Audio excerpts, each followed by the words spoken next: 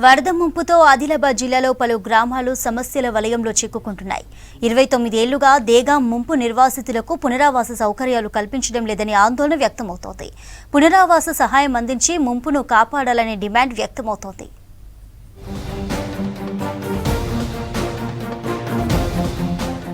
Boath assembly పరిధిలోని బజార్ హత్నూర్ మండలంలోని దేగాం గ్రామ చెరువు బ్యాక్ వాటర్తో సతమతమవుతోంది. బ్యాక్ వాటర్తో గ్రామం 29 ఏళ్లుగా జల దిగ్బంధమవుతోంది. ఈ గ్రామంలో పునరావాసం పనులు పూర్తి కాక తీవ్ర ఇబ్బందులు ఎదుర్కొంటున్నారు. బజార్ హత్నూర్ మండలం దేగాం గ్రామంలో చిన్న తరహా సాగునీటి ప్రాజెక్టును నిర్మించాలని ప్రభుత్వం రూపకల్పన చేసింది. సుమారు 3 టీఎంసీల నీటి సామర్థ్యం గల నీటి ప్రాజెక్టుకు డిజైన్ చేశారు. కానీ అప్పటి ప్రభుత్వంలోని కీలక వ్యక్తి డిజైన్ మార్పు చేశారనే ఆరోపణలున్నాయి. ఆ ప్రజాప్రతినిధి తమ సొంత గ్రామం ముంపునకు గురికాకుండా ఆఫీసర్లకు ఆదేశాలు ఇచ్చారని ఆరోపిస్తున్నారు నిర్వాసితులు. నీటి ప్రాజెక్టుకు బదులుగా 1995లో చెరువును ప్రారంభించారు. 5000 ఎకరాలకు నీరందించే సామర్థ్యంతో చెరువు నిర్మాణాన్ని 1996లో పూర్తి చేశారు. అనంతరం ప్రభుత్వం పునరావాస గ్రామాల్లో వసతులు కల్పించేందుకు నిధులు మంజూరు చేసింది. కానీ ముంపు గ్రామంలో పునరావాసం కల్పించడంలో ప్రభుత్వం విఫలమైంది.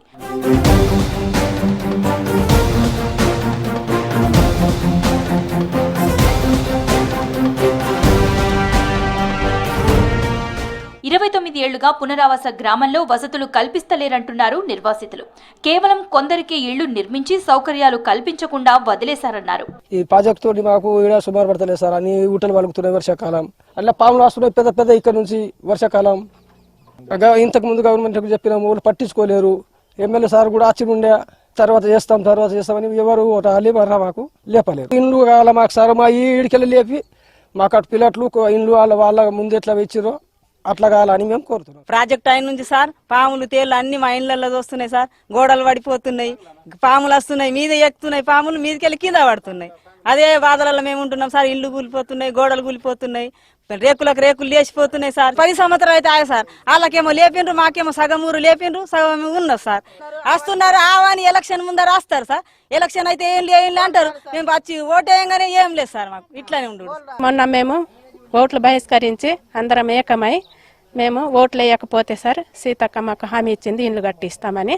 మీ పరిష్కారం నేను చేస్తా అని సీతక్క మాకు హామీ ఇచ్చింది సార్. మా పరిస్థితి బాగా దీనంగా ఉంది సార్. మా పరిస్థితిని ఆలోచించి మాకు పునర్వాసం కల్పించాలా సార్. నారావాస గ్రామానికి పునరావాసం కింద 16 ఎకరాల స్థలాన్ని కేటాయించింది. మొదటి విడతలో 74 ఇండ్లను సహాయం అందించారు. రెండో విడతలో 76 ఇండ్లకు సహాయం అందించారు. పునరావాస గ్రామాల్లో వసతుల కల్పనకు 50 కోట్లు నిధులు మంజూరు చేసింది ప్రభుత్వం. ఈ పునరావాస కేంద్రంలో సీసీ రోడ్లు, కరెంట్, స్కూల్ బిల్డింగ్ నిర్మాణం తదితర సౌలతుల ఏర్పాటు చేయాలని నిర్ణయించింది. సౌకర్యాలు పూర్తి చేయలేదని ఆందోళన వ్యక్తమవుతోంది.